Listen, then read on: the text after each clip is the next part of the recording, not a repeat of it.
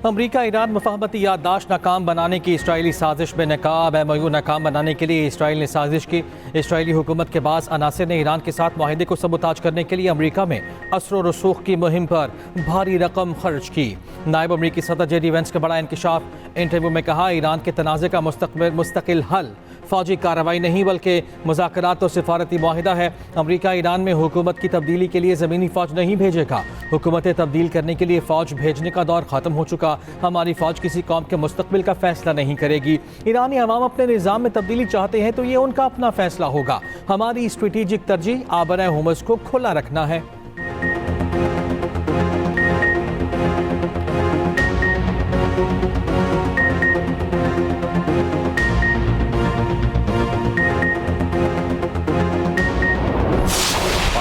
Expressed its deep concern over the escalation of tensions in the region. We underscored that a renewed conflict serves no one's interest. As hostilities have continued over the past week, Pakistan reiterates its call on all parties to exercise maximum restraint and refrain from any actions that could further undermine peace and stability. The Islamabad Memorandum of Understanding remains an enduring framework for promoting peace, mutual respect and shared prosperity. Islamabad मुफाहमती याददाश्त ख़त्म हुई ना गैर मौसर। MOU आज भी मौसर और काबिल अमल framework है। पाकिस्तान ने ईरान अमरीका आम कोशिशों से दस्तबरदार होने का तासुर मुस्तरद कर दिया। तर्जुमान दफ्तर खारिजा की मीडिया ब्रीफिंग। कहा, इस्लामाबाद मुफाहमती याददाश्त अमन के लिए बुनियादी फ्रेमवर्क है। 22 जून का पाकिस्तान कतर मुश्तरका एलामिया में अमल दरामद का रोड मैप है। फरीकैन कशीदगी का रास्ता छोड़ें तो अमन की वापसी इसी याददाश्त से मुमकिन होगी। तमाम इख्तलाफात बिलाखिर मुज़ाकरात की मेज़ पर ही हल करना होंगे। पाकिस्तान की कतर पर हमलों की भी शदीद मजम्मत। ताहिर हुसैन इंदराबी ने कहा, पाकिस्तान और अमरीका के दरमियान तजारती मुज़ाकरात में अहम पेशरफ्त हुई है। दोनों ममालिक ने मुतादिद मुश्तरका मफादात पर इत्तफाक़ राय बढ़ाया।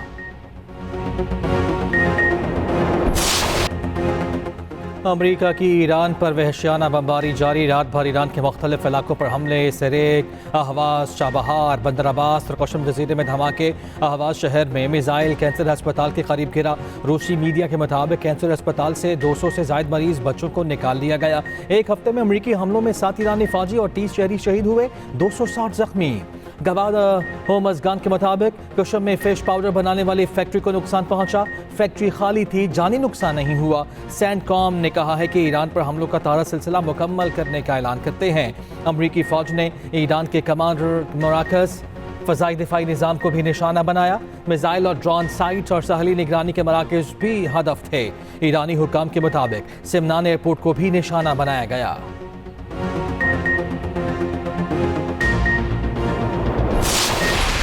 अमरीकी हमलों के जवाब में ईरान के ऑपरेशन नसर 2 की 8वीं लहर। कुवैत, बहरीन और उर्दन में अमरीकी तनसीबात पर मिसाइल और ड्रोन हमले। कुवैत की अली सालम बेस पर अर्ली वार्निंग रेडार सिस्टम को निशाना बनाने का दावा। कुवैती फ़ौज ने कहा है कि फ़ज़ाई दिफाई निज़ाम दुश्मन के ड्रोन्स को तबाह कर रहा है। पास दौरान इनकलाब ने कहा, ए बेस पर अमरीकियों का इज्तमावी हदफ था। बहरीन के शेख ईसा बेस पर भी हमला। उर्दन के अराज़े के बेस पर मवासलात के निज़ाम और ईंधन के ज़ख़ीरों पर हमले। उर्दन का ईरान के 8 बैलिस्टिक मिसाइल तबाह करने का दावा। इराकी कुर्दिस्तान के शहर अरबेल में ड्रोन हमले।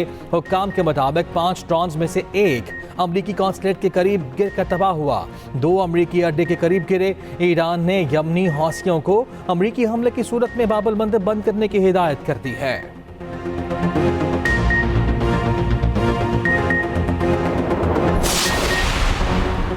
डोनाल्ड ट्रंप का ईरान में ज़मीनी फ़ौज भेजने पर गौर। अमरीकी अखबार वॉल स्ट्रीट जर्नल का अमरीकी एहलकारों के हवाले से दावा। रिपोर्ट के मुताबिक ट्रंप होमस के करीब ईरानी जज़ायर में फ़ौज उतारने पर गौर कर रहे हैं। जजीरा खारग और दीगर पर कब्जे, टनल कॉम्प्लेक्स पर बमबारी के ऑप्शन भी ज़ेर गौर।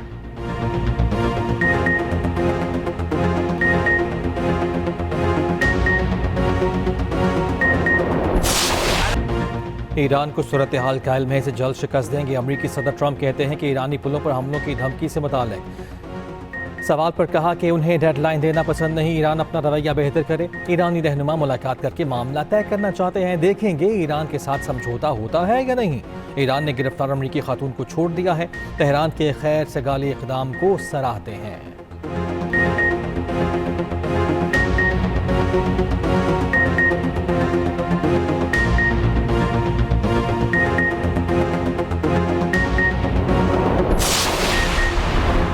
पड़ोसी या खिते के ममालिक के साथ तसादुम का कोई इरादा नहीं। ईरान खिते में इस्तेहकाम और ताउन को तरजीह देता है। ईरानी फौज के तर्जुमान मोहम्मद इक्रिमिनिया का कहना है कि ईरान हमेशा खिते के ममालिक के साथ बरादराना ताल्लुकात और बाहमी ताउन के फ़रोग़ का हामी रहा है। मुसल्लह अफ़वाज की अवलीन जिम्मेदारी मुल्क की सलामती, कौमी मफादात और खुद मुख्तारी का दिफा है।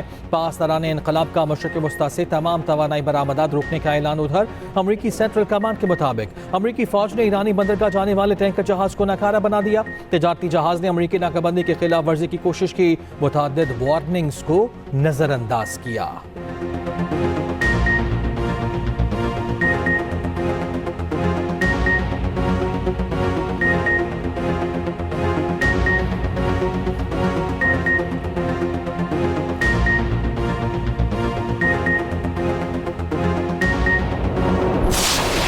आज़ाद कश्मीर में भी इलेक्शन होने जा रहे हैं। मैं आज की अपनी तकरीर में आज़ाद कश्मीर के लोगों से हाथ जोड़ के अपील करना चाहती हूँ कि खून खराबे का साथ ना दें, मुस्लिम लीग नून को वोट दें ताकि, और मुस्लिम लीग नून को वोट दें कि मुझे वहाँ पे हुकूमत बनाने में इंटरेस्ट नहीं है।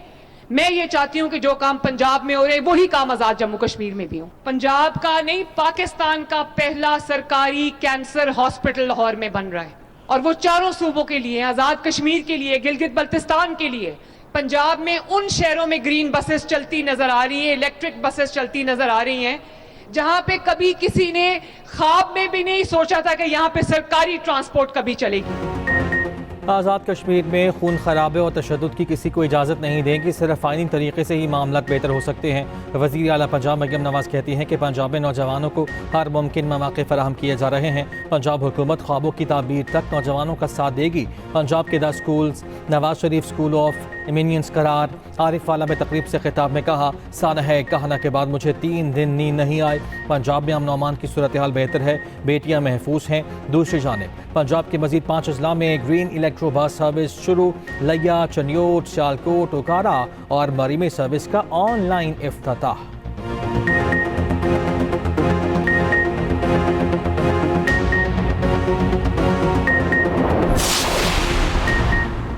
वतन के लिए लड़ने के जज्बे की कोई कीमत नहीं। शहदा से मुतालिक तौहीन आमेज़ बयान की मजम्मत करते हैं। मौलाना फजलुर रहमान के बयान से शहदा के लवाहिकीन और कौम की दिल आज़ारी हुई। मौलाना शहदा से मुतालिक अपना बयान वापस लें। सिंध के सीनियर वजीर शजील मेमन कहते हैं कि मौलाना का बहुत एहतराम है, बताएं बयान का फ़ायदा किसको हुआ। ऐसे बयानात से सियासी पॉइंट स्कोरिंग नहीं करनी चाहिए।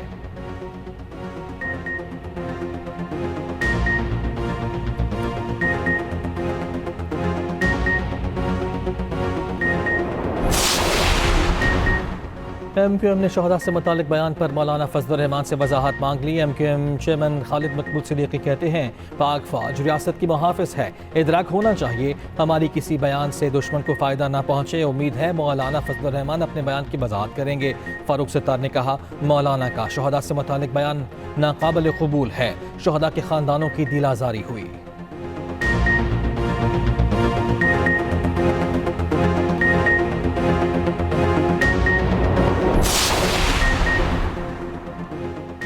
हमें अपने शहदा और गाजियों पर फ़ख्र है। कौम अपनी फ़ौज के शाना बशाना है। मुल्क की इज़्ज़त और वक़ार हम सब के लिए मुक़द्दम। गवर्नर सिंध निहाल हाशमी और कौमी पैगाम अमन कमेटी के रहनुमाओं की न्यूज़ कॉन्फ्रेंस। चेयरमैन पाकिस्तान उलमा काउंसिल हाफ़िज़ ताहिर महमूद अशरफी ने कहा, उलमा किराम अफ़वाज पाकिस्तान के साथ खड़े हैं। शहदा की बेहुरमती बर्दाश्त नहीं की जाएगी।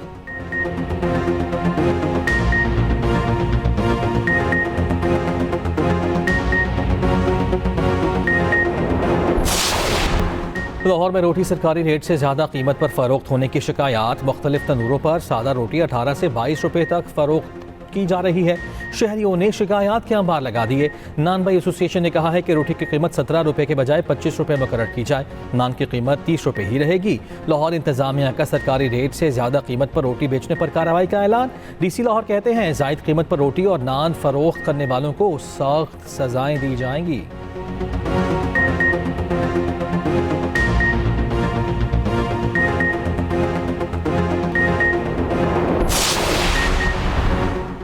वफाकी हुकूमत ने चीनी बरामद करने की तजवीज़ मौखर कर दी। सरप्लस चीनी की बरामद पर आइंदा क्रशिंग सीजन के करीब फैसला होगा। ज़राए के मुताबिक मार्केट में किल्लत और कीमतों में इजाफे के खदशे के बायस तजवीज़ मौखर की गई। शुगर मिल्स का 13 लाख मीट्रिक टन सरप्लस चीनी होने का दावा। चीनी की बरामद से $50 करोड़ ज़र मुबादला हासिल होने का इम्कान। हुकूमत मकामी ज़रूरत पूरी करने के बाद ही बरामद की इजाज़त देगी।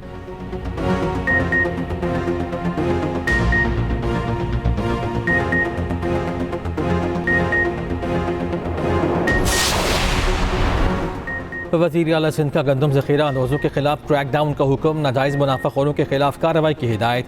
मुराद अली शाह की ज़ेर सदारत महकमा खुराक का इजलास। वज़ीर आला सिंध ने कहा सूबे में इस वक्त गंदम की फौरी किल्लत नहीं। वज़ीर आला सिंध की गंदम की कीमतों पर नज़र रखने की भी हिदायत।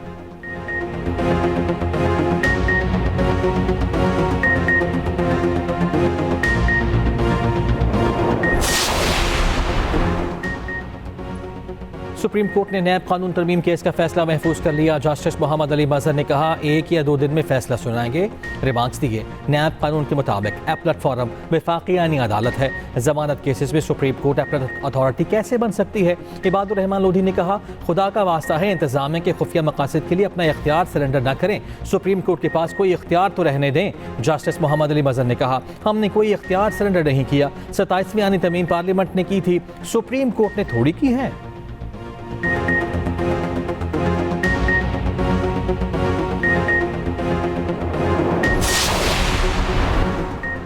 क्या अब MA पास शख्स स्वीपर का काम करेगा?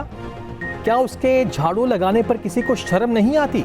वफाकी आईनी अदालत के जज जस्टिस हसन अजहर रिजवी के रिमार्क्स। KP में MA पास स्वीपर रखने के खिलाफ केस की समाअत। जस्टिस हसन अजहर रिजवी ने कहा MA पास का स्वीपर की नौकरी एक अलमिया है। अब 10 साल बाद इस शख्स को नौकरी से तो निकालना मुनासिब नहीं होगा। सूबाई हुकूमत शिकायत कुनंदा को किसी दूसरी जगह नौकरी दे। पेशावर हाईकोर्ट का फैसला बरकरार, अपील खारिज।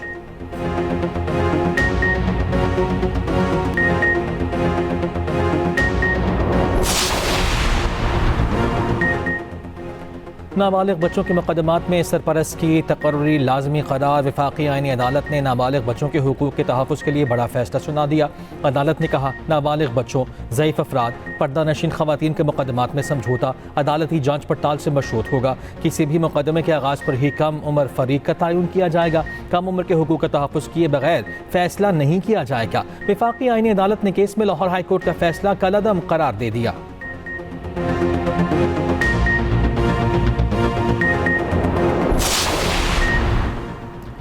पेशावर के इलाके तहकाल पाया में घर में आग लगने का वाक़या। 6 अफराद जाँ बहक। मरने वालों में मियाँ बीबी और 4 बच्चे शामिल। तमाम अफराद की मौत झुलसने और दम घुटने से हुई।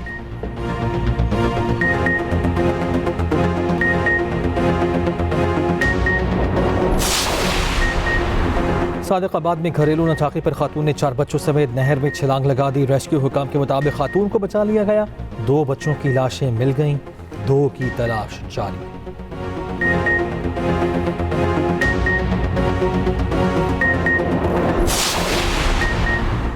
कोट राधा किशन में बिजली का बिल 40,000 रुपये आने पर दिल बर्दाश्ता मजदूर ने खुदकुशी कर ली। पुलिस ज़रा के मुताबिक भूतनपुरा का रिहायशी नासिर अली मेहनत मजदूरी करता था।